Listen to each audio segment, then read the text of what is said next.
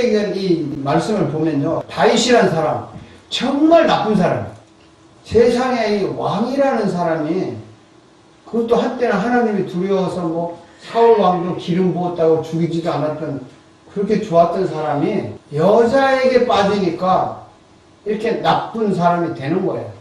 그리고 그 서둘러서 결혼하는 거 봐요. 남편 죽여놓고 그 아기가 자기가 결혼해서 애를 낳은 것처럼 위장하려고 금방 그 죽이고 결혼하는 거야. 진짜 나쁜데 하나님은 이거 뻔히 아시면서 놔둔 거예요. 이상하지 않습니까? 뻔히 아시면서 왜 놔두냐고. 이걸 가만히 놔두니까 계속 나쁜 짓 하는 거예요. 사람은요, 하나님이 가만 놔두면 탄로가 안 나니까 계속 나쁜 짓 하게 돼 있어요. 끝까지 탄로 안 시키면요, 나쁜 짓 하는데 아주 마음이 편해서 아주 정상적으로 생각하고 나쁜 짓을 해요. 그게 인간의 아주 간사스러운 본심입니다. 그런데 이제 하나님께서 참다가 드디어 다윗의 죄를 폭발시켰어요. 폭로시켰어요. 다윗이 오늘 이런 본문대로 나단 선지가 와서 딱 탄로나게 만들었어요. 딱 탄로나게 만드니까 왕의 신분에 선지자가 와서 말을 했지만 아무 소리 안 하고 한마디도 변명하지 않고 즉시 회개했어요. 아마 이런 면이 다윗의 훌륭한 면이 아닌가. 다윗이 회개하는 시간이 얼마나 걸렸을까? 하루 걸렸을까요? 1시간 걸렸을까요? 이틀 걸렸을까요? 나단 선지자가 보는 데서 회개를 했고, 나단 선지자는 회개가 끝난 후에 하나님도 당신을 용서하셨다고 말하고 돌아간 걸로 봐서 회개하는 기간이 길지는 않았던 것 같아요. 근데 다시 회개한 내용이 시편 51편에 있습니다. 죄를 짓고 난 후에 선지자 나단이 와서 지적을 했을 때 그 말을 듣고 다시 회개한 내용입니다. 회개한 내용의 핵심을 한번 제가 설명을 하겠습니다. 1절, 2절 한번 읽어보실래요? 하나님이여 주의 인자를 따라 내게 은혜를 베푸시며 주의 많은 긍휼을 따라 내 죄악을 지워주소서. 나의 죄악을 말갛게 씻으시며 나의 죄를 깨끗이 다소서. 또 7절하고 9절을 읽어봅시다. 우슬처럼 나를 정결하게 하소서. 내가 죄인이다. 나의 죄를 씻어주소서. 내가 눈보다 주의 얼굴을 내 죄에서 덮으시고 내 모든 죄악을 지워주소서. 죄를 없애주소서. 죄악을 씻기소서. 죄를 깨끗이 하소서. 죄를 씻어주소서. 모든 죄악을 지워주소서. 이 죄라는 말이 나와요. 다윗이 회개할 때 무엇을 회개했냐면 이 죄를 없애달라고 회개했어요. 죄를 없애달라고. 그래서 다윗의 자기 인격 속에 이 죄가 쫙 깔려있는 거죠. 그래서 이 죄를 없애고 싶은 거예요. 죄를 없애달라고 했는데 다윗이 지은 죄가 뭘까요? 본문 읽었잖아요. 바람 핀 거. 또 사람도 죽였어. 사람 죽였어. 또 이웃의 것을 탐내는 짓도 했죠. 거짓말했죠. 속여서 편지 썼죠. 또 살인했죠. 또 간음했죠. 또 뭐 도둑질한 거죠. 이거 남의 부인을. 그다음 뭐 하나님 앞에서 하나님보다 여자가 더 우선이니까 10계명, 1계명도 어긴 거죠. 이게 성적인 게 우상이 된 거죠. 10계명 다 어긴 거예요. 알고 보면. 그랬는데 그것은 죄는 맞아요. 맞지만 진짜 다윗이 지은 죄가 뭔지 아세요?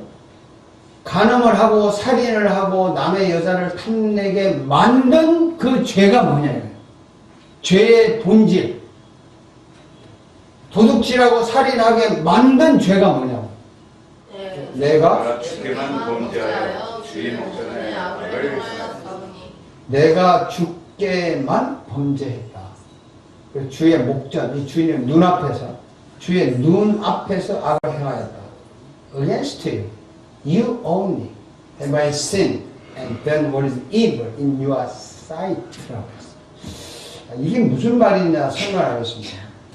내가 살인을 하고 했지만은 죽게만 범죄했다고 말하는 거예요. 사람에게 죄를 지었는데도 불구하고 죽게만 범죄했고, 그것이 뭐냐면 주님의 눈앞에서 내가 악을 행했다는 거죠. 살인, 간음, 도둑질하는 이런 죄를 지은 근본 원인이 뭐냐? 죄의 본질이 뭐냐? 눈에 보이는 죄를 짓게 만든 보이지 않는 죄의 본질이 뭐냐? 이 죽게만 범죄했다는 게 이게 무슨 말이냐? 이거를 나단 선지자가 다윗에게 설명을 합니다. 그게 무슨 죄인가를. 오늘 읽은 본문인데 한번 읽어봅시다. 그런데 어찌하여 내가 여호와의 말씀을 없인 여기고 다 보기에 악을 행하였느냐. 이제 내가 조심이고 사람들의 아내를 잡아 그 아내를 삼았으즉 칼의 입에서 영광을 떠나지 아니하리라. 여기 보면요. 그런데 어찌하여 네가 여호와의 말씀을 뭐하고요? 업신여기고 여호와 보기에 악을 행하느냐. 이제 내가 나를 업신여기고 하나님을 무시했다는 겁니다. 하나님을 무시한 죄. 그 다음 14절 한번 읽어봅시다. 일로 말미암아 여호와의 원수가 크게 비방할 거리를 얻게 하였으니 당신이 나라이가 잠시 죽으리이다. 원수가 크게 비방할 거리. 그러니까 하나님을 망신시킨 거죠. 하나님을 망신시켜서 불신자들한테, 원수들한테 하나님을 무시했기 때문에 간음을 했다는 거죠. 하나님을 무시했기 때문에 살인을 한 거고, 하나님을 무시했기 때문에 하나님을 망신시켰다는 거죠. 여러분, 제가 장로님 여기 계신데 장로님 앞에서 케니 집사님하고 욕을 해봐요. 그러면 그거는 장로님을 내가 존경하는 겁니까? 무시하는 겁니까? 무시하는 거예요. 케니 욕한 거 그것도 나쁘지만 장로님을 무시했기 때문에 케니를 욕할 수 있는 거예요. 장로님을 무시하지 않는다면 장로님 아들을 제가 함부로 욕 못하는 거죠. 여러분 이거 아셔야 됩니다. 우리가 죄 짓는 거, 죄 자체가 그거 가지고 회개하는 울고보고 하는 문제가 아니에요. 내가 죄를 지었다 이 말은 하나님을 정말 무시했다는 거예요. 하나님을 우습게 봤다는 거예요. 솔직히 여러분 하나님 우습게 보잖아요. 아니에요? 예배 시간도 안 지키는 거 우습게 보는 거죠. 우습게 보니까 예배 시간 어기는 거죠.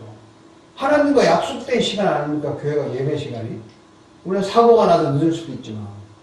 그리고 예배는 지금 하나님 앞에 하는 건데 이 시간에 그럼 잡생각 다 하잖아요. 안 하는 분도 있겠지만 목사님이 미치겠다 이거 전화 보는 사람들 때문에. 그럼 왜 보냐면 성경 보는 거래. 그게 전화에 앱이 있거든요. 성경만 보이나요? 옆에 딴 거 다 보죠. 집중도 안 해요. 이게 하나님 얼마나 무시하는 겁니다. 다윗이 죽게만 범죄했다 이 말은요. 여호와를 하나님을 무시했다. 그걸 잘 깨달아요. 이 하나님을 무시한 죄를 없애달라고 기도합니다. 앞으로 여러분 회개하실 때 어떤 잘못을 했잖아요.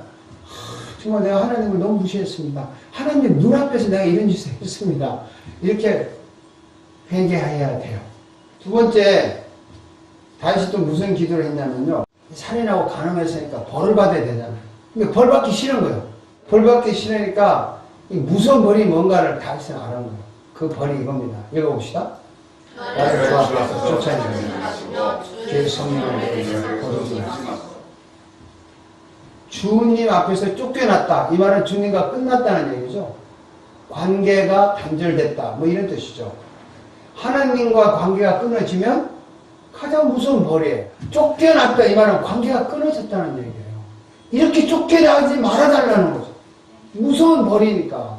이게 죽음이에요. 세상과 단절이에요. 친구와 부모와 관계가 끊어졌다. 심지어는 내가 가지고 있는 재산과 관계가 끊어지고 내 건강과 관계가 끊어지고 내 몸이 다치고 생명이 다치고 내 주변에 아는 사람들 다 떨어져 나가는 관계가 단절되는 이 벌을 주지 말라는 거예요.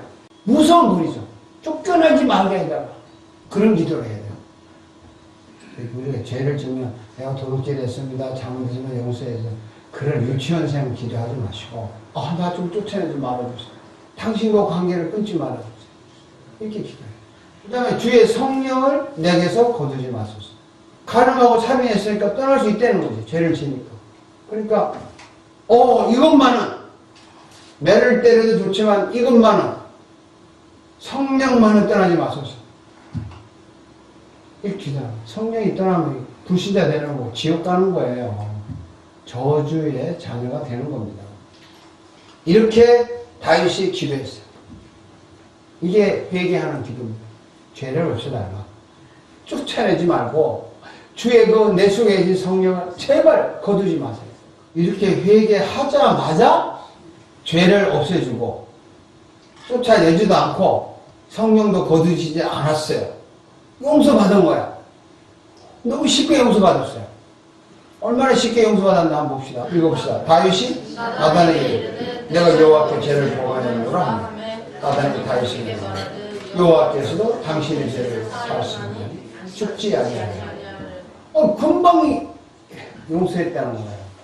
다윗이요, 이거 10편 32편에도 이런 말을 하는데 한번 읽어봅시다. 여기. 내가 내 허물을 여호와께 자복하리라 하고 주께 내 죄를 알고 내 죄악을 숨기지 아니하리니 곧 주께서 내 죄악을 사하셨나이다. 금방 용서하는 거예요. 회개하자마자 용서합니다. 자, 여러분, 죄를 회개하면 그 즉시 용서받습니다. 죄가 없어지니까 바로 용서가 시작이 되는 것입니다. 이거 믿으셔야 돼요. 이거 정말 힘들지만 이게 사실이에요. 죄를 회개하면 그 즉시 완전한 회개, 완전한 용서가 이루어집니다. 이것이 다윗의 기도입니다. 죄를 없애주세요. 쫓아내지 마세요. 성령을 거두지 마세요.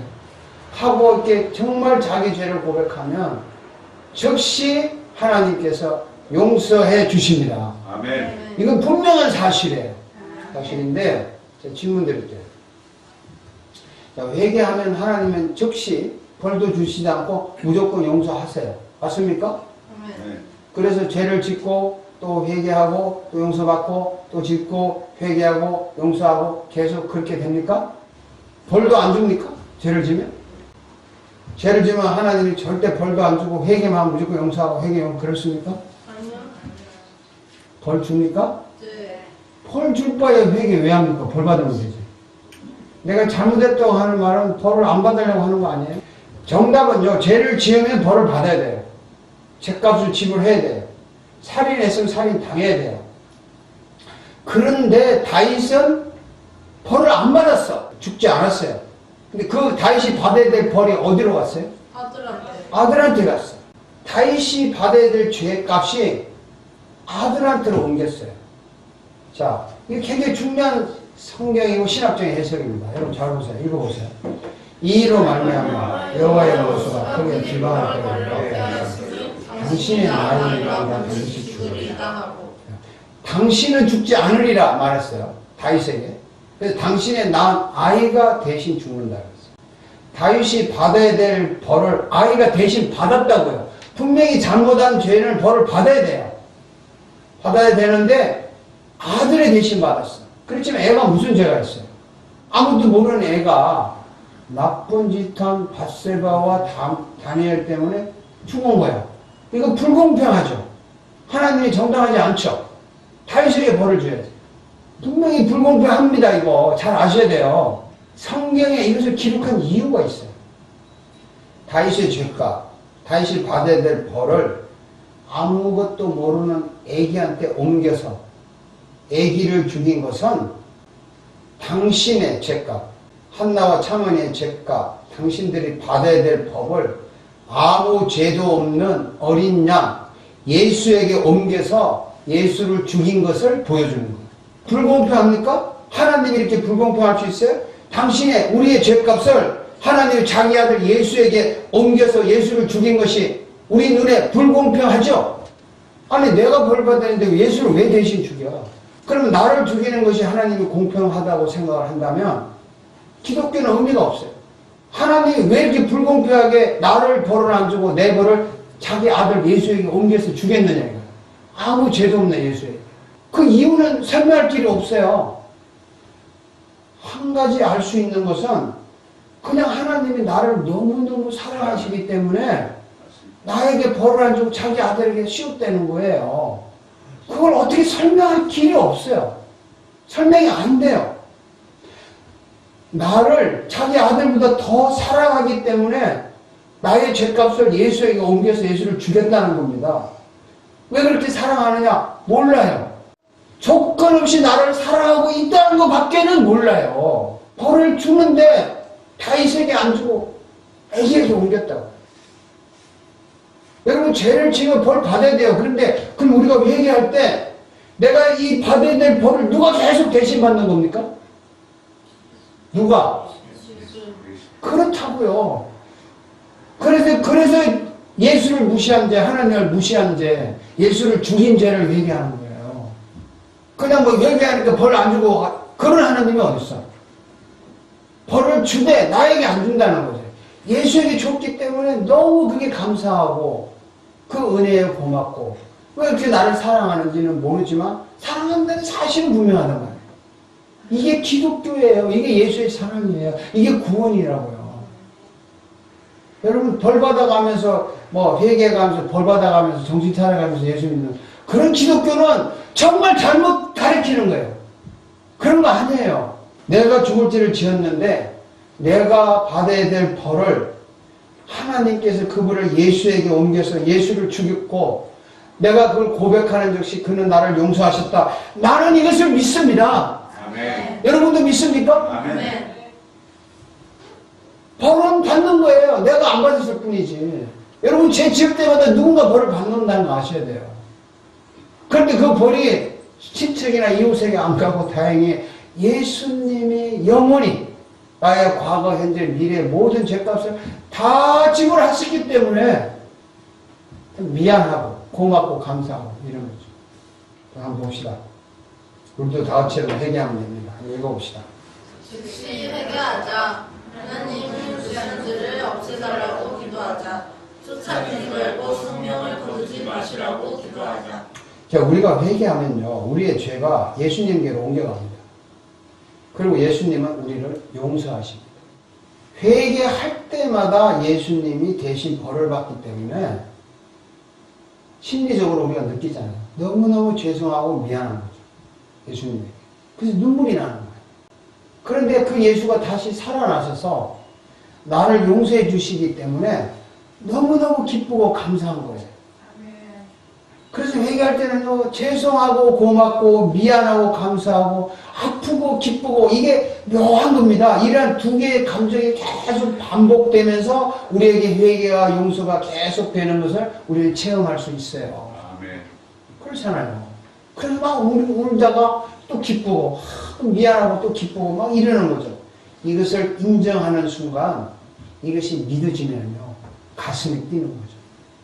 눈물이 나고 기쁨이 넘치는 거죠. 다윗은요 딱 애가 죽기 전에는 살려달라고 막 기도 많이 했잖아요.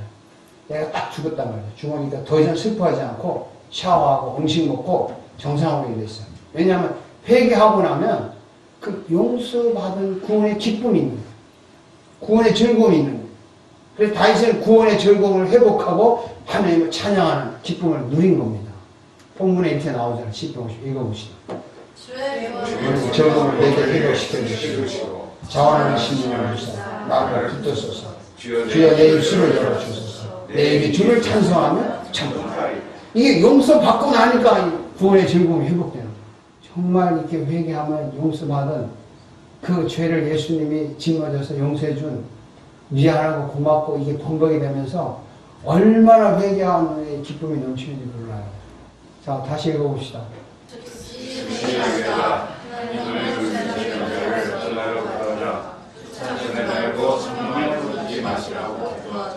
하여튼 잘못하면 변명하지 말고 즉시 회개하면 돼요.